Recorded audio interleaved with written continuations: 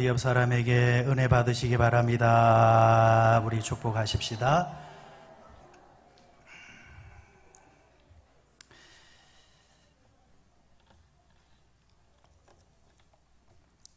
찬송해주고 이제 퇴장하는 거예요. 예, 그래요. 선생님들은 빨리 들어오시기 바랍니다. 자, 오늘 복의 통로가 되는 방법이라는 제목으로 하나님의 말씀을 나눌 때에 오늘도 주시는 하나님의 말씀의 은혜가 우리 가운데 크게 역사하시기를 주의 이름으로 축원드립니다. 우리의 인생길에는 여러 가지의 길이 있습니다. 그런데 여러 가지 길이 있는 것 같지만은 알고 보면은 두 가지의 길로 귀착이 되는 것 같습니다. 하나는 복의 길이고 하나는 저주의 길입니다. 신약에 와서 예수님은 이 길을 넓은 문과 좁은 문이라 이렇게 또 표현을 하셨습니다. 길이 편하다고 해서 좋다고 해서 넓은 문으로 들어가는 사람은 결국은 사망으로 가게 될 것이고, 힘들고 어렵지만은 좁은 문으로 들어간 사람은, 그러나 그 사람은 결국 생명으로 향하게 된다라고 말씀하셨습니다. 우리는 생명의 길을 가야 하고 은혜의 길을 가야 되고 축복의 길을 가야 합니다. 그러면 우리는 어떻게 하면은 이 땅에 사는 동안 저주의 길을 들어가지 않고 망하는 길에 서지 않고 복된 길을 걸어갈 수 있을까? 오늘 하나님께서 오늘 우리에게 주신 이 창세기 12장의 말씀은 그 부분에 대해서 분명한 답을 해주고 있습니다. 오늘 읽었던 이 본문은 하나님이 최초로 아브라함을 부르실 때에 부르시는 말씀, 그 장면을 담고 있지요. 아브라함이 원래 그가 살았던 곳은 어디냐 하면은 그 아버지 데라와 함께 갈대아 우르라는 곳에서 살았습니다. 그가 그곳에서 살 때에 가나안에 이주해 오기 전에 그가 그와 그의 집안이 어떻게 살았는지에 대해서는 성경에서 잘 찾을 수 없지만은 여호수아서 24장 2절에 보면은 아브라함이 가나안 땅에 이주해 오기 전에 어떻게 살았는가에 대한 힌트를 주고 있습니다. 여호수아서 24장 2절에 여호수아가 모든 백성에게 이르되 이스라엘의 하나님 여호와께서 이같이 말씀하시기를 옛적에 너희 조상들 곧 아브라함의 아버지 나홀의 아버지 데라가 강 저쪽에 거주하며 다른 신들을 섬겼으나, 이 말씀에 의하면은 그 당시 아브라함의 집안은 다른 신을 섬기고 있었던 것이 분명합니다. 강 저쪽에 있는 거주하면서 다른 신을 섬겼다, 이렇게 성경은 기록하고 있기 때문입니다. 아브라함이 살았던 이 우르라는 곳은 그 문명적으로 보면은 수메르 문명이 발생했던 곳입니다. 여러 문명이 있지만은 이 수메르 문명은 아주 유명한 문명이지요. 그것도 이 우르는 그 문명의 중심 수도 도시였습니다. 지금 우리가 사용하고 있는 일주일을 7일로 계산했던 것도 수메르 사람들이 만든 겁니다. 1년을 12개월로 태음력을 만든 것도 그들입니다. 1분을 60초, 1시간을 60분, 하루를 24시간으로 만든 것도 바로 이 수메르인들입니다. 그만큼 그곳은 문명도시였습니다. 바로 그 문명도시 중에 도시가 바로 아브라함이 살았던 집안이 있었던 우르라는 곳이었다는 것입니다. 아브라함은 그곳에서 있다가 하나님의 오늘 말씀을 받고 이주해 옵니다. 이주해 올 때에 큰 강 두 개를 건너야 했습니다.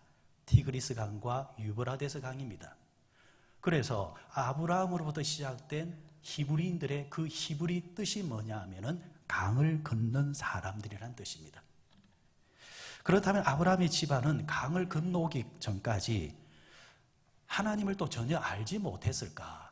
아브라함이 하나님을 전혀 모르는 상태에서 어느 날 하나님이 갑자기 아브라함에게 나타나셔서 아브라함아 이렇게 부르셨을까? 이 부분에 대해서는 신학자들 간에 의견이 분분한 것이 사실입니다. 그러나 창세기 31장 53절에 보면은 결정적인 힌트를 또 하나 얻을 수 있습니다. 이곳에서는 이렇게 말합니다. 아브라함의 하나님, 나홀의 하나님, 그들의 조상의 하나님은 우리 사이에서 판단하옵소서 하매.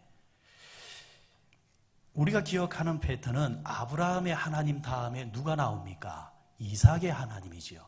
그리고 야곱의 하나님입니다. 다시 말해서 아브라함으로부터 시작된 그 신앙, 하향식으로 내려오는 이야기입니다. 그런데 창세기 31장에는 밑으로 내려오는 하나님이 아니라 위로 올라가는 하나님입니다. 아브라함의 하나님, 그리고 나홀의 하나님, 그리고 그 조상의 하나님. 여기서 나홀은 아브라함의 밑에 후손 가운데서 나홀도 있지만 위에 조상 가운데서 나홀이 있습니다. 다시 말해서 아브라함의 아버지가 누구냐면은 데라입니다. 그 데라의 아버지가 또 누구냐면은 나홀입니다. 그러니까 아브라함과 나홀은 조부 관계입니다. 할아버지라는 이야기입니다. 창세기 31장 53절에서는 또 결정적으로 이렇게 표현을 하고 있습니다. 조상의 하나님이라 했습니다. 어디까지 올라가는 조상을 이야기하는 것은 모르겠지만은 분명한 것은 아브라함 이전에 이미 이 가문은 하나님을 알았다라는 겁니다. 아브라함 이전에 이미 그 조상 때부터 하나님을 믿어왔던 가문이었다라는 겁니다. 자, 그러면 창세기 31장과 여호수아 24장의 말씀이 부딪힙니다. 한쪽은 하나님이 가나안에 오기 전에, 가나안 땅 오기 전에 이미 그들은 하나님을 믿어왔던 집안이기도 하지만은 강저편의 신들을 섬겼던, 우상을 섬겼던 또 자들이었다는 겁니다. 하나님도 믿고 다른 신도 섬겼던 종교 다원주의 집안이라는 겁니다. 하나님도 믿고 부처도 믿고 알라도 믿고 철학도 믿으면서 누구든지 복을 줘도 상관이 없다라는 그런 집안이었다는 겁니다. 오늘 우리 가운데서도 그런 가정이 있을 수 있잖아요. 가문이 있을 수 있잖아요. 교회 가는 거 반대하지 않습니다. 또 절에 가는 것도 반대하지 않습니다. 철학관 가는 것도 그냥 괜찮게 여깁니다. 누구든지 복을 달라는 것입니다. 아브라함은 바로 이런 가문에서 자라났었고 성장해 왔었고 그리고 어른이 되어져 있습니다. 바로 그런 아브라함을 하나님이 창세기 12장에 와서 부르시고 계신다라는 것입니다. 그럼 하나님은 아브라함을 부르실 때에 어떤 약속을 하셨는가? 오늘 보면 2절 3절에 보니까 이렇게 말씀하고 있습니다. 2절 3절 말씀, 축복의 말씀, 우리 다 같이 내게 주시는 말씀이라 생각하면서 다 같이 읽습니다. 시작. 내가 너로 큰 민족을 이루고 내게 복을 주어 내 이름을 창대하게 하리니 너는 복이 될지라. 너를 축복하는 자에게는 내가 복을 내리고 너를 저주하는 자에게는 내가 저주하리니 땅의 모든 족속이 너로 말미암아 복을 얻을 것이라 하신지라. 아멘. 자, 약속합니다. 내가 너로 큰 민족을 이루게 해 주시겠다. 아브라함의 후손을 통해서 하나님은 히브리 민족을 만드십니다. 이스라엘 민족을 만드십니다. 그리고 예수 그리스도를 통해서 온 인류가 하나님의 나라를 이루게 만듭니다. 아브라함을 통해서 시작된 것입니다. 성취되었습니다. 두 번째 약속이 뭡니까? 너의 이름을 창대하게 해 주리라. 사람은 누구나 창대해지고 싶습니다. 누구나 다 성공하고 싶습니다. 이름을 내고 싶습니다. 명예를 가지고 싶습니다. 그래서 힘을 가지려고 하고 돈을 가지려고 하고 권력을 가지려고 하죠. 창세기 11장에 나타났던 바벨탑 사건이 왜 생긴 겁니까? 그들이 뭐라고 했습니까? 우리의 이름을 내자라는 것입니다. 인간 스스로 창대해지자라는 것입니다. 그래서 탑을 쌓아서 하늘까지 올라가자는 것이었죠. 그런데 성경 그것은 죄라고 말합니다. 그런데 여러분, 창대하면서도 죄가 안 되는 부분들이 있습니다. 뭡니까? 내가 스스로 창대해지는 것이 아니라 하나님이 나를 창대하게 만들어 주시는 것입니다. 그것을 성경에서는 복이라 말하는 것입니다. 하나님께서는 창대하게 해주겠다 아브라함에게 약속해 주었습니다. 그리고 너는 복의 근원이 된다 하셨습니다. 땅의 모든 족속이 너로 말미암아. 여러분, 복 있는 사람들의 복 중에 복이 뭡니까? 내가 복을 받는 것으로 끝나는 것이 아니라 내가 복이 있기 때문에 내 자식들이 복이 있고 내가 복이 있기 때문에 내가 만나는 사람들보다 복이 있는 거, 이 얼마나 좋은 복입니까? 이 복이 여러분들에게 있으시기를 주의 이름으로 축원드립니다. 또 뭡니까? 너를 축복하는 자에게는 내가 복을 내리고 너를 저주하는 자에게는 내가 저주하겠다. 여러분, 결코 싸워서 안 되는 자들이 있습니다. 그게 누굽니까? 하나님이 사랑하시는 사람, 하나님이 복 주는 사람하고는 싸우려고 하지 마십시오. 손해입니다. 오히려 한편이 되시기를 바랍니다. 아브라함에게 이 말씀을 주신 이유가 뭡니까? 하나님이 아브라함을 보호해 주시겠다라는 겁니다. 너를 가까이 하는 자에게는 내가 복을 주고 너를 멀리하는 자에게는 내가 저주하겠다라는 식입니다. 하나님의 보호하심을 말하는 겁니다. 하나님께서 이렇게 4가지의 복을 주시면서 아브라함을 부르셨는데, 이 말씀을 우리가 그냥 지나갈 수 없는 것은 이것이 아브라함 자신으로 끝나는 복이 아니라 아브라함을 통해서 수많은 사람들이 복을 받게 해 주시겠다. 다시 말해서 아브라함에게 이 복을 주시면서 부르신 하나님이 오늘 그 아브라함의 하나님을 나의 하나님으로 모시고 있는 오늘 우리 모든 성도들에게도 동일하게 복을 주시면서 부르고 계신다라는 말씀입니다. 아브라함에게 주신 말씀이면서도 오늘 우리에게 주시는 말씀이고 약속이라는 것입니다. 그럼 이 약속이 내 약속이 되고 이 축복이 내 축복이 되어야 되겠죠? 그러면은 우리에게 남겨진 것이 뭡니까? 이 약속과 축복이 내 것이 되게 하기 위해서 우리가 행동을 해야 되고 실천을 해야 된다는 것입니다. 그래서 성경은 하나님은 늘 언제나 약속하시는 하나님이십니다. 그러면 인간은 무엇 하느냐? 그 약속하신 하나님의 말씀을 받고 실천하는 존재라는 것입니다. 하나님은 약속하고 나는 실천하고 그럴 때에 그 약속이 성취되는 것입니다.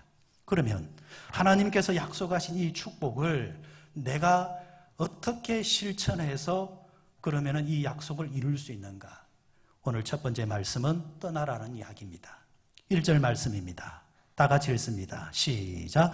여호와께서 아브라함에게 이르시되 너는 너의 고향 친척과 아비의 집을 떠나 내가 내게 보여줄 땅으로 가라. 여기서 너의 고향과 친척 아비의 집을 떠나라 했습니다. 갈대아 우르를 말하는 것입니다. 하나님께서 아브라함을 부르시면서 제일 먼저 주신 말씀이 뭐냐니까 떠나라는 겁니다.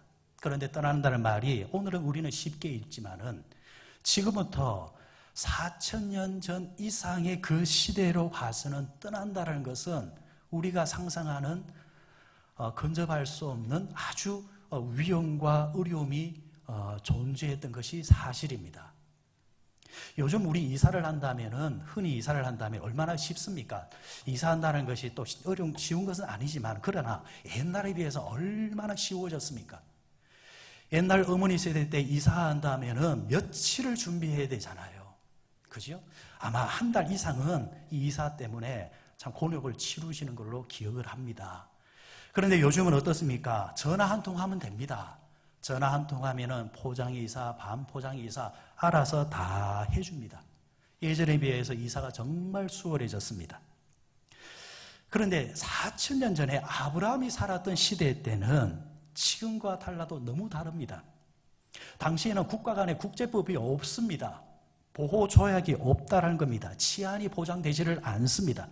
그래서 그 당시에서 다른 곳으로 이주해 간다, 심지어 국경을 넘어서 다른 나라로 이주해 간다는 것은 생명을 걸어야 하는 위험천만한 일이었습니다. 그래서 그 당시는 가족끼리, 집안끼리, 시족끼리 그렇게 집단으로 모여 살았습니다. 이유는 하나입니다. 보호함을 받기 위함입니다. 그런데 그런 보호를 떠나서 국경을 넘어서 다른 곳으로 이주해 간다? 정말 위험스러운 하나님의 요구였습니다. 게다가 하나님께서는 아브라함을 부르실 때에 어디로 가라 이렇게 그 방향이라든지 장소도 말씀해 주시지를 않습니다. 일단 무조건 떠나라는 겁니다. 그 당시 아브라함이 얼마나 고민스러웠겠습니까? 당시 아브라함이 살았던 곳은 갈대아 우르라 했습니다. 또 이곳에 떠난다는 것이 왜 또 힘들었느냐? 하나님이 보시기에 믿음의 사람이 살기에 너무 미개한 곳이다, 후지다. 그래도 하나님의 사람은 좀 복의 백성들은 좀 좋은 곳에 살아야지 하면서 아브라함을 불러내신 것이 아니라 당시 우르는 오늘로 말하면 서울의 압구정동입니다. 이태원입니다. 서울에서 잘 나간다는 그 도시, 그 동네가 바로 우르입니다. 어찌 보면 그보다도 더 월등히 나온 것이 바로 그 당시 우르였습니다. 그리고 하나님이 가라 하신 이 가나안 땅은 어찌 보면은 그 당시로 봐서는 시골 벽촌입니다. 그런데 하나님이 그곳에서 이곳으로 가라 했단 말이에요. 제가 잠시 서울에 살 때 서울 사람과 부산 사람들 간에 여러 가지 차이가 있는데 그 중에 이런 차이가 하나 있어요. 여러분, 그 부산에서 시내 나가자 이러면은 시내가 어디를 말하는 겁니까? 서면입니까? 남포동? 또 어디예요? 우암동이라는 곳은 아무도 없을 겁니다. 그죠? 누가 가르쳐 주지 않아도 우암동도 아닙니다.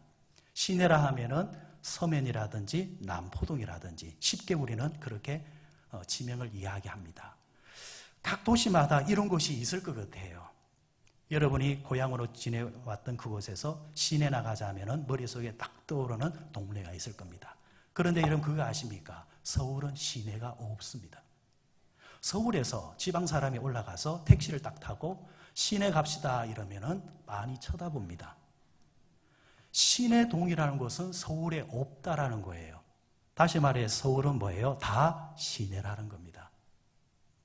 지방은 서울에 비해서 약간 낙후가 되어 있기 때문에 시내라는 문화가 만들어지는 겁니다. 여기서 여러분 또 우리가 시골로 가면은 또 시골 사람들은 시내 나가지 않고 어디 나가자 합니까? 읍에 나가자 합니다. 읍에 나가야 은행이 있고 읍에 나가야 병원이 있고 읍에 나가야 시장이 서기 때문입니다. 아브라함은 읍에 살던 사람이 아닙니다. 시내에 살던 사람이 아닙니다. 고고학자들이 이 우르라는 동네를 조사해 보니까 깜짝 놀랍니다. 지금부터 4,000년 전에 이미 그곳에 도서관이 있었습니다. 대학 건물이 존재하고 있었다라는 거예요. 심지어는 무더위를 견딜 수 있는 에어컨 시설이 그 당시 있었다라는 거예요. 깜짝 놀랄 일이죠.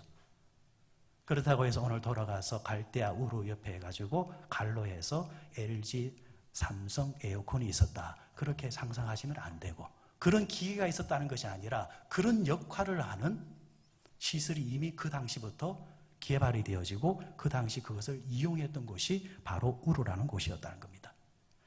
최고의 문명 도시가 바로 그 동네였습니다.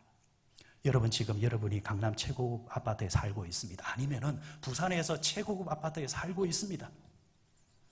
모든 것이 자동 시스템입니다. 버튼 하나 누르면 알아서 문 열어주고 모든 것이 이루어지고 있는 걸 살고 있습니다. 그런데 하나님께서 어느 날 여러분들 부르셔서 시골 벽촌으로 이름도 들어보지 못한 섬으로 이사해 가라 하면은 아멘 하고 가실 분이 과연 있을까요?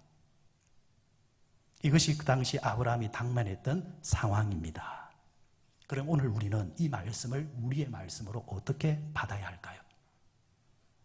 하나님이 아브라함에게 떠나라 했으니까 그래 오늘 말씀대로 집에 가서 보따리 사서 시골로 이사 가야 되겠다. 이자 짐 싸야 되겠다.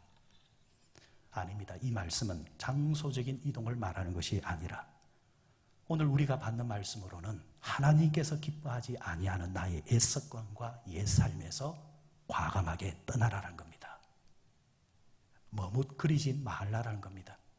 불편해도 그것을 감수하라는 것입니다. 에베소서 4장 22절의 말씀에 이렇게 말씀 줍니다. 너희는 유혹의 욕심을 따라 썩어져가는 구습을 쫓는 옛사람을 벗어버리고 로마서 12장 2절에서는 또 이렇게 말합니다. 너희는 이 세대를 본받지 마라. 어떻게 보면 그 세대가 주는 세련됨이 있습니다. 그 세대가 주는 편리함이 있다라는 거예요. 문화가 있다라는 거예요. 그런데 그것이 하나님 보시기에 아름답지 않은 것이라고 한다면 그곳에서 떠나야 한다는 것입니다. 옛날에 메주를 만들 때 여러분 어떻게 만드셨는지 기억이 납니까? 네모 반듯한 틀이 있죠. 그럼 거기다가 어떻게 합니까? 콩을 삶아가지고 그 틀 안에 넣습니다.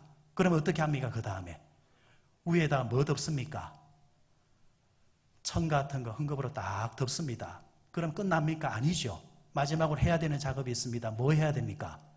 밟아야 됩니다. 그러면은 기가 막히게 메주 모양이 딱 만들어집니다. 여러분 여기서 세상을 따르지 마라. 세대를 따르지 말라라는 말씀이 무슨 말씀이냐면은 세상이라는 틀이 있다라는 거예요. 이 세상이라는 틀 속에 너희를 가두지 말라라는 것입니다. 세상이 그런다고 해서 너희도 그렇게 살지 말라는 것입니다. 세상이 문화가 그렇다고 해서 그 문화대로 살지 말라는 것입니다. 세상이 변했다고 해서 너희도 그렇게 변한 것이 맞는 것이 아니라는 것입니다. 변할 것이 있고 변하지 말아야 될 것이 있다라는 것입니다. 하나님께서 아브라함을 갈대아 우르에서 불러내신 이유는 하나입니다. 아브라함이 그곳에서 신앙생활하기에 하나님을 섬기기에 그 세상 전체가 부적합했기 때문입니다. 세상의 눈으로 보기는 편리합니다. 좋은 곳입니다. 문명화된 곳입니다. 그래서 사람이 살기는 좋지만은 그러나 그곳에 하나님이 없다는 거예요. 하나님의 말씀이 없고 하나님의 문화가 없다는 거예요. 그래서 아브라함이 장차 이곳에서 신앙의 거성이 되기에는 너무나도 환경이 열악하다는 것입니다. 그래서 하나님은 아예 새로운 곳에서 아브라함이 시작되기를 원하셨습니다. 그래서 하나님이 그곳을 떠나라 하신 것입니다. 사랑하는 여러분, 이것이 하나님을 섬기는 우리의 삶의 기준이 되어야 합니다. 자, 문제가 생겼습니다. 뭔가를 선택해야 하는 판가름에 우리가 서게 되었습니다. 그럼 여러분, 이 기준을 생각하십시오.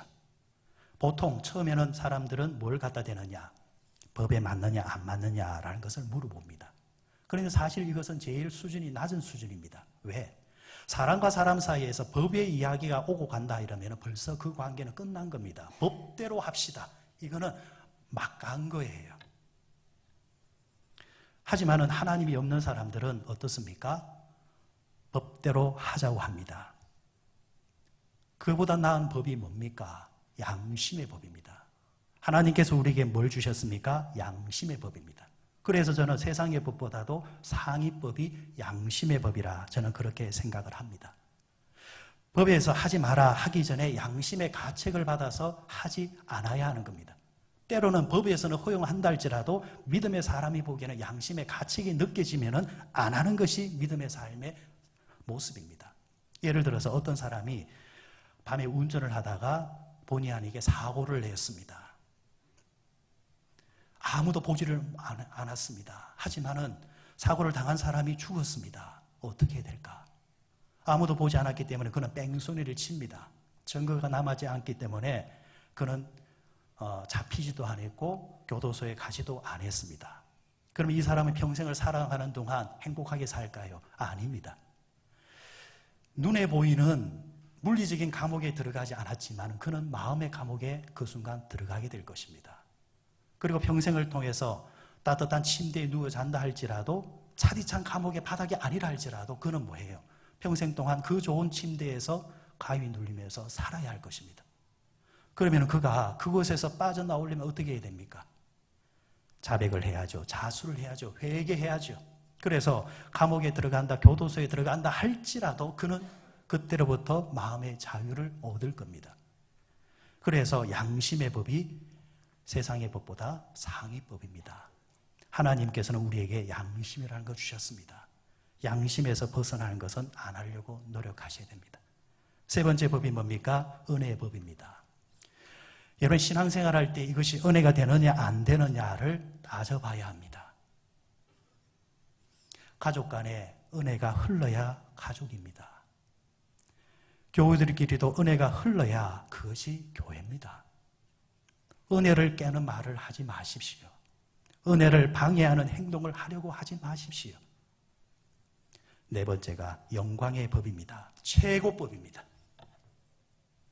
여기까지 갈 수 있으면 그 사람은 신앙에 늘 승리하는 사람입니다. 하나님께 영광이 되느냐 안 되느냐. 여러분, 우리가 유치한 질문을 많이 하잖아요. 먹어야 됩니까? 안 먹어야 됩니까? 해야 됩니까? 안 해야 됩니까? 고린도전서 10장 31절에서는 딱 말씀해 주셨습니다. 같이 읽읍시다. 시작. 그런즉 너희가 먹든지 마시든지 무엇을 하든지 하나님의 영광을 위해서 하라. 이게 정답입니다. 하나님의 영광이 되느냐 안 되느냐. 여러분, 오늘부터 하나님께 영광이 된다고 한다면 집에 돌아가셔서 술도 한 병, 두 병 잡수지 마시고 말술로 잡수십시오. 괜찮습니다. 하나님의 영광이 된다고 한다면. 여러분, 하나님의 영광이 된다고 한다면 도박해도 괜찮습니다. 왜? 영광이 되는데. 하나님의 영광이 된다고 한다면 여러분들 뭐든지 다 하십시오. 그러나 우리는 압니다. 하나님이 내게 심겨준 성령에 의해서 그것이 영광이 되지 않는다는 것을 압니다. 그렇기 때문에 숨어서 하는 거예요. 내 안에 영광이 되지 않는다는 마음이 들면은 여러분 과감히 거기서 떠나야 합니다. 그것을 끊어내는 겁니다. 바로 여기서부터 축복의 삶이 시작되어지고 축복의 통로의 삶이 시작되는 것입니다. 두 번째가 순종의 삶을 살라는 것입니다. 하나님이 아브라함을 부르셨습니다. 그리고 아브라함을 부르셔서 말씀하셨습니다. 아브라함은 하나님의 말씀을 따라갑니다. 약속을 따라갑니다. 자, 4절 말씀을 보게 되어지면은 말씀하신 하나님에 대해서 아브라함이 어떻게 반응하고 있는지가 나옵니다. 이에 아브라함이 여호와의 말씀을 따라갔다 했습니다. 여러분, 중요한 대목이에요. 훗날 여러분, 아브라함은 믿음의 거성이 되어지고 그리고 그 자식들은 대대로 복을 받고 똑같이 같은 롯은 뭐예요? 실패하는 사람이 되어지고 그 자식들이 철저하게 망합니다. 축복과 저주로 나누어져요. 왜 이렇게 나누어지느냐? 다시 4절을 보시면 아브라함이 여호와의 말씀을 따라갔다 했습니다. 롯은 누구를 따라갑니까? 그와 함께 갔다. 쉽게 말하면 아브라함은 하나님의 말씀을 따라가고 롯은 사람을 따라가는 겁니다. 사람을 따라가는 신앙은 반드시 넘어지게 되어져 있습니다. 사람은 완벽하지 않기 때문입니다. 신앙생활은 내게 주신 하나님의 말씀을 따라가는 겁니다. 아브라함의 삶을 연구해 보면은 아브라함의 트레이드 마크가 하나 있습니다. 그것은 아브라함은 행동하는 믿음이었다는 겁니다. 하나님이 떠나라니까 떠났고 하나님이 바치라니까 아들까지 바친 자가 아브라함입니다. 머뭇거림이 없다라는 거예요. 야고보서에 보면은 믿음도 다 같은 믿음이라 절대 말하지를 않습니다. 야고보서에 나타난 믿음은 산 믿음이 있고 죽은 믿음이 있어요. 복음서에는 큰 믿음이 있고 적은 믿음이 있어요. 크고 작은 믿음은 그렇다 치더라도 산 믿음이 있고 죽은 믿음 속에서는 우리가 불편함을 가지게 됩니다. 산 믿음은 능력이요, 죽은 믿음은 능력이 없습니다. 산 믿음은 구원이요, 죽은 믿음은 우리를 구원시킬 수 없다라는 거예요. 그러면은 야고보는 살아있는 믿음이 어떤 믿음이냐? 행하지 않는 믿음은 죽은 믿음이라. 쉽게 말해서 행할 줄 아는 믿음이 살아있는 믿음이고 그 행하는 믿음이 나를 구원해주고 그 행하는 믿음이 능력으로 나아간다라는 이야기입니다. 의외로 많은 사람들이 주여 믿습니다 하면은 구원받는지 오해를 합니다. 그러면 믿습니다라는 것을 무엇으로 증명하겠냐라는 거예요. 이런 믿음은 나를 구원해주는 믿음이 아닙니다. 믿음은 살게 하는 능력입니다. 조금 풀어서 말씀드리면 믿음은 내게 주신 하나님의 말씀대로 살게 하는 능력이라는 거예요. 말씀대로 살게 하는 삶이 나오면 그 사람은 믿음이 있는 사람이고 믿음이 있기 때문에 그렇게 살아지는 거예요. 아이고, 나 그렇게 못 살겠습니다. 간단합니다. 그 사람 속에 믿음이 없기 때문에 못 사라지는 거예요. 믿음이 있으면 사라집니다. 한번 따라합시다. 믿음은 사라지는 겁니다. 믿음은 사라져요. 자, 믿음은 또 생명이죠. 생명이다를 말은 이렇게 생각해 보십시오. 어린아이가 딱 태어났습니다. 그러면은 그 어린아이는 뭐예요? 본질적으로 생명이잖아요. 생명이니까 정상적으로는 어떻게 합니까? 시간이 지나면서 자랍니다. 어린아이가 청소년이 되고 청소년이 장년이 되잖아요. 믿음도 생명이잖아요. 그러면은 우리가 교회 생활을 이렇게 하다 보면은 믿음에 믿음을 더하다 보면은 믿음이 자라는 것이 정상이에요. 그런데 자라지 않는 믿음이 있어요. 그러면은 그 믿음은 한번 돌아봐야 되는 믿음이라는 거예요. 생명이 있다는 것은 무조건 자라게 되어 있습니다. 생명이 있다는 것은 무조건 열매가 맺히게 되어 있습니다. 그런데 자라지도 않아요. 열매도 없어요. 그렇지만 입으로는 주여라고 해요. 그래서 예수님 뭐라고 하셨어요? 주여 주여 하는 자가 하나님 나라에 가는 것이 아니라는 거예요. 하나님이 주신 말씀대로 사는 자가 바로 천국에 들어간다. 그렇게 말씀하신 거예요. 그래서 이거는 야고보만 말씀하신 것이 아니라 본질적으로 바울도 그렇게 말을 했고 예수님도 그렇게 말씀하신 것입니다. 하나님이 아브라함에게 100세 때 낳은 아들을 바치라 합니다. 어떻게 그렇게 할 수 있을까? 아브라함에게 하나님께서 축복의 통로가 되는 복을 주셨다고 한다면 내게도 그런 복을 주신다. 그럼 또 하나를 생각하셔야죠. 아브라함에게 하나님께서 행동하는 믿음을 요구하신다면 오늘도 변함없이 아브라함의 후손인 우리에게도 행동하는 믿음을 요구하고 계신다라는 거예요. 한번 상상을 해봤습니다. 아브라함에게 하나님이 말씀을 주셨습니다. 아브라함아, 너 이삭 나한테 바치라. 밤새 아브라함이 잠을 뒤척이겠죠. 그런데 성경에 보면은 아브라함이 아침 일찍 일어나 이렇게 말하고 있어요. 자다 일어난 것이 아니겠죠. 그냥 밤새도록 뒤척이다가 이제 일어난 거예요. 그런데 거기 보면 아브라함은 사라와 의논을 하지를 않습니다. 만약에 사라에게 의논했다고 한다면 아브라함이 정말 제대로 갔을까요? 아브라함의 나이가 그 당시 117세 정도 됩니다. 그러면 사라는 아브라함과 나이 차이가 10살이에요. 그러면 105세, 6세, 7세. 여러분, 누가 힘이 셀까요? 저는 통계적으로 가만히 보면요, 여자들은 나이가 들면 들수록 거세고 힘이 세져요. 이 놀라운 능력이에요. 연수가 더해지면 더해질수록 목소리가 예전에는 안녕하세요 하는데 나이가 들면 안녕하세요 이래요. 그런데 남자들은 반대예요. 남자들은 나이가 들면 들수록 약해져요.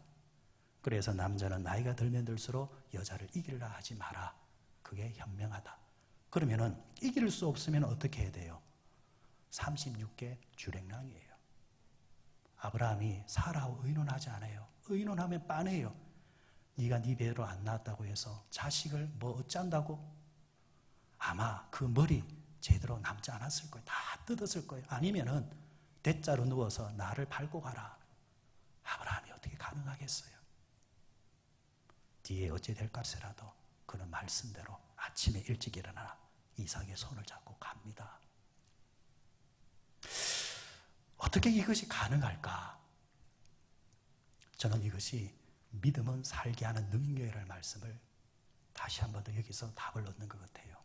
아브라함에게 믿음이 있기 때문에 그렇게 살 수 있는 능력이 나오는 거예요. 그러면 그 믿음은 어떤 믿음이냐? 히브리서 11장 17절에 보니까 이렇게 말합니다. 아브라함은 시험 받을 때에 아브라함이 시험 받았다라는 거예요. 이게 시험이었다라는 거예요. 우리가 시험 받듯이 아브라함도 시험 받았어요. 그런데 믿음으로 이삭을 드렸다. 시험을 이기는 것은 한 가지예요. 뭐예요? 믿음이에요. 시험 왔을 때 넘어지는 것은 그 사람에게 뭐가 없다? 믿음이 없는 거예요. 믿음이 있으면은 오히려 그 시험을 이겨냅니다. 자, 아브라함이 믿음으로 이삭을 드렸다 했습니다. 그러면 내용이 뭐냐? 내용 없는 믿음은 맹신입니다. 사입입니다. 내용이 있어야 돼요. 그 내용이 뭐예요? 아브라함이 받은 말씀이에요. 히브리서 11장 18절 19절에는 또 이렇게 말합니다. 그에게 이미 말씀하시기를 이미 말씀해 주었다라는 거예요. 뭘 말해 줬느냐? 너의 자손이라 칭할 자는 이삭으로 말미암으리라 하셨으니 그가 하나님이 능히 이삭을 죽은 자 가운데서 다시 살릴 줄을 생각한지라. 아브라함은 두 가지를 믿었습니다. 하나는 하나님이 내게 자손의 번성을 약속하셨는데 그 번성의 시작이 누구라는 거예요? 내 아들 이삭이다. 그러면은 하나님이 무슨 의도가 있을 것이다. 그리고 두 번째는 뭐예요? 하나님이 정말 이삭을 데려간다 하실지라도 만약 그래 버리면 하나님 스스로가 말씀에 위배가 되기 때문에 하나님은 죽은 이삭을 다시 살려내실 것이다. 하나님은 그런 능력이 있는 하나님이다. 이걸 믿었다라는 이야기입니다. 그럼 여러분, 오늘 우리는 왜 하나님 말씀에 순종하지 못하는 걸까요? 왜 우리가 하나님의 말씀을 듣고 아멘은 하지만 행동을 못하는 이유가 뭘까요? 하나입니다. 우리 마음 밑바닥에 하나님에 대한 의심이 있기 때문입니다. 입으로는 아멘 하지만은 본질적으로 그 마음에 하나님에 대한 의심을 가지고 있는 거예요. 하나님은 선하시고 그분은 능력이 있다라고 입으로는 말하지만은 그 마음의 중심에는 그 선하심과 능력을 믿지 않는다라는 겁니다. 이래서 저래서 상황에 따라서 말을 합니다. 말은 그럴듯합니다. 결국은 뭐예요? 안 하는 거잖아요. 왜 안 하는 거예요? 믿지 못하기 때문이에요. 왜 우리가 하나님의 방법대로 못 삽니까? 왜 우리가 하나님께서 그렇게 말씀하신 성수주의를 해라 그 말씀을 못 지켜내는 겁니까? 하나님이 온전한 11조를 드리라 말했잖아요. 왜 못 지키는 거예요? 하나님을 믿지 못하기 때문이에요. 그분께서 말씀하신 그 말씀을 내가 믿지 못하기 때문입니다. 그 믿지 못하는 믿음은 성경에서 죽은 믿음이요. 그 죽은 믿음은 능력이 없는 믿음이요. 능력이 없으니 그 믿음은 우리를 구원케 하는 능력이 없다라는 겁니다. 사랑하는 여러분, 하나님의 복을 받아 그 복을 전해주는 축복의 통로. 여러분이 복을 받아서 나로 말미암아 내 자손 대대로 복이 내려가는 축복의 통로가 되는 것, 쉬운 듯 하지만은 그러나 풀어야 될 문제가 있습니다. 하나님을 온전히 믿고 신뢰하고 그 말씀대로 행동하는 자가 그 반열에 오를 수 있습니다. 마지막 말씀입니다. 축복의 통로가 되기 위해서 날마다 예배와 기도를 해야 합니다. 자, 하나님이 아브라함을 부르셨습니다. 그 말씀에 순종해서 아브라함이 큰 강을 건넜습니다. 이제 말씀대로 그 땅에 왔어요. 그런데 와 보니까 자신이 떠나왔던 곳과 비교할 수 없는 환경이 보이는 거예요. 좋다 그거예요. 왜? 이제 내가 살면서 이제 이곳을 이제 만들어가면 되니까. 그런데 오기 전까지 어떤 상상을 했느냐니까 하나님이 내게 주신다 하셨으니까 동으로 서로 남북으로 걸어보라 다 줄게. 그래서 와서 등기 이전만 하면 되는 줄 알았는데 이미 그곳에는 뭐예요? 등기가 누구 앞으로 돼 있어요? 이미 거주하고 있는 원주민 앞으로 다 돼 있는 거예요. 아마 아브라함이 당황했을 것입니다. 임자가 있다라는 이야기입니다. 아브라함에게는 뭐예요? 그것이 장애물입니다. 여기서 우리가 또 하나 깨달을 수 있는 것입니다. 하나님의 부르심을 받아서 축복의 길을 걸어가는 성도들에게도 장애물이 있다. 이것이 하나님의 방법입니다. 이건 하나님의 방법이에요. 왜 하나님은 하나님의 사람들에게, 축복의 사람들에게 장애물을 두실까? 여러분, 이곳에 온 것만 해도 아브라함은 대단한 거예요. 여기까지 온 것만 하더라도 아브라함의 믿음이 대단한 거예요. 그런데 그 대단한 사람에게 왜 장애물을 두시냐는 거예요. 먼저는 진짜와 가짜를 여기서 구별되기 때문입니다. 여러분 아시죠? 여자들은 하나가 좀 오해하지 마시고, 여자들은 다들 뭐예요? 뭐 가지고 싶어요? 명품, 뭐 루비똥이라더라고요. 그거 가지고 싶다 하더라고요. 그래서 여자분들이 그걸 가지고 나오면은 정말 이제 폼나게 들고 다니잖아요. 그죠? 근데 진짜가 있으면 뭐가 있어요? 가짜가 있어요. 가짜가 많아요. 가짜가 참 많아요. 근데 진짜와 가짜를 구별하는 법 아십니까? 아시잖아요. 전문가들은 딱 보면 압니다. 전문가들은 가죽의 결만 봐도 알고 딱 단추를 보면 다 압니다. 그러나 비전문가들은 어찌 알겠습니까? 천둥치는 비 오는 날은 가짜는 뭐예요? 머리 위에 올리죠. 비 맞을 새라. 그러나 진짜는 뭐예요? 비가 맞아도 내가 감기가 들어도 이 루비똥인데 하면서 가슴에 품습니다. 여러분, 신앙의 세계도 저는 똑같다고 봐요. 진짜 믿음 좋은 사람, 진짜 믿음 좋은 척하는 사람 언제 구별되느냐? 고난의 비가 오면은 구별됩니다. 장애, 역경의 비가 오면은 거기에서 딱 구별이 돼요. 진짜 믿음의 사람들은 고난과 장애의 비가 오면 올수록 기도하고 예배하려고 해요. 그러나 가짜는 비 오면 퍽퍽 쓰러집니다. 돌아갑니다. 가짜는 아무리 말을 해도 말을 못 알아먹습니다. 이유는 하나예요. 왜? 그 안에 가짜 믿음이기 때문에. 그러나 진짜 믿음이 있는 사람들은 하나님의 말씀 한 구절만 들려도 아, 그래. 그 말씀에 바로 반응이 옵니다. 또 하나는 사람은 고난이 없으면 하나님을 떠나는 속성이 있어요. 여러분 보세요. 평상시에 자식들 전화 잘 안 합니다. 그렇죠? 그게 뭐 정상이지만은 잘 안 해요. 그런데 전화 안 하던 애들, 특히 퉁명스러운 아들들 전화가 와요. 그런데 전화가 오는데 목소리가 엄마 이래요. 이러면은 불안해지기 시작합니다. 평상시하고 말이 다르다는 거예요. 그렇게 부를 때는 뭘 요구하는 거예요? 엄마, 돈 없어? 엄마, 계좌로 좀 보내줘. 필요하지 않으면 전화를 안 해요. 필요한 게 있기 때문에 애나 어른이나 그렇게 하는 거예요. 신앙의 세계도 똑같습니다. 우리가 생각하기엔 은혜 받고 축복받으면 더 잘 믿고 더 잘할 것 같죠. 잘 되면 바쁘다고 해요. 어려울 때는 갈 데 없으니까 아이고 하나님 살려주세요 하면서 그렇게 기도하다가 기도의 응답이 되어가지고 이제 살만하게 되어지면은 하나님 좀 바쁘네요. 그럴 때마다 목사가 그런 생각이 들어요. 하나님, 망하게 하는 게 안 낫겠습니까? 망해야 돌아올 건데 둘째 아들이 집 나가서 돈이 있었으면 돌아왔겠어요? 망하니까 돌아오는 거예요. 하나님, 저 사람 개인적으로는 안 됐지만은 그러나 본질적으로 보면은 저 사람이 망해야 돌아올 것 같으면 하나님 좀 망하게 해주시고, 그렇다고 해서 내가 기도했다고는 말하지 마시고 하나님 보시기에는 뭐가 낫냐라는 거예요. 여러분, 잘 되면은 예배할 시간이 없다고 해요. 기도할 시간이 없다고 해요. 봉사할 시간이 없다고 해요. 피곤하다고 해요. 여러분 기억하십시오. 바쁘기 때문에, 급하기 때문에 기도해야 합니다. 바쁘기 때문에 예배하셔야 돼요. 마지막으로 한번 우리 외칩시다. 한번 따라합시다. 잘 될 때 더 잘하자.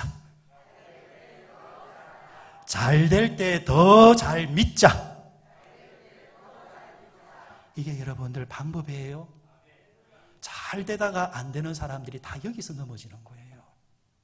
지혜 있는 사람은 잘 될 때 여러분 순풍에 돛한 것처럼 여러분 더 잘해서 앞으로 더 치고 나가는 사람이에요. 아브라함이 생각지 못한 장애를 만났습니다. 그래서 아브라함이 어떻게 행동합니까? 7절 8절 이렇게 말합니다. 여호와께서 아브라함에 나타나 이르시되 내가 이 땅을 내 자손에게 주리라 하신지라. 자기에게 나타나신 여호와께서 그가 그곳에서 뭘 쌓고? 제단을 쌓고, 8절 끝에 보니까 그곳에서 여호와께 제단을 쌓고 여호와의 이름을 불렀다. 제단을 쌓았다는 말은 뭐예요? 예배 드렸다. 여호와의 이름을 불렀다는 뭐예요? 기도했다라는 거예요. 아브라함에게 당면한 장애 앞에 섰을 때에 아브라함은 예배하는 사람이 되고 기도하는 사람이 되어졌습니다. 말씀을 맺겠습니다. 우리에게 육체적인 질병이 있을 수 있습니다. 경제적인 고난을 만날 수 있습니다. 수많은 영적인 문제를 만날 수 있습니다. 그러면 그 문제는 우리가 어떻게 받아들여야 되느냐? 하나님이 기도하라는 갑다. 하나님께서 예배하라는 갑다. 이것들 때문에 예배하고 이것들 때문에 기도할 때에 그 속에서 내가 자라고 그 속에서 내 믿음이 성장해서 그 문제를 뛰어넘어서 이제 더 큰 자리에 갈 수 있는 그 힘이 만들어지는 것입니다. 갈대아 우르를 떠날 때 아버지 테라도 같이 나왔어요. 롯도 같이 나왔어요. 그러나 아버지 테라는 중간에서 안주하다가 죽고 말고 조카 롯은 와서 소돔과 고모라 땅에 가서 망할 때 그 자식들도 후손까지 다 망해요. 그러나 아브라함은 끝까지 복을 받는 사람이 됩니다. 뭐가 달라서 그런 거예요? 옛 삶을 청산할 줄 알았고 하나님을 전적으로 신뢰하는 행동하는 믿음을 가졌고 장애가 생겼을 때 더 예배하고 기도하는 사람이 될 때에 이런 축복의 거성이 되었습니다. 오늘 이 말씀을 잘 기억하셨다가 여러분들도 축복의 거성이 되시고 여러분 때문에 여러분의 가정과 교회와 우리가 살아가는 모든 사람들이 복을 나눌 수 있는 은혜가 있으시기를 주의 이름으로 축원드립니다.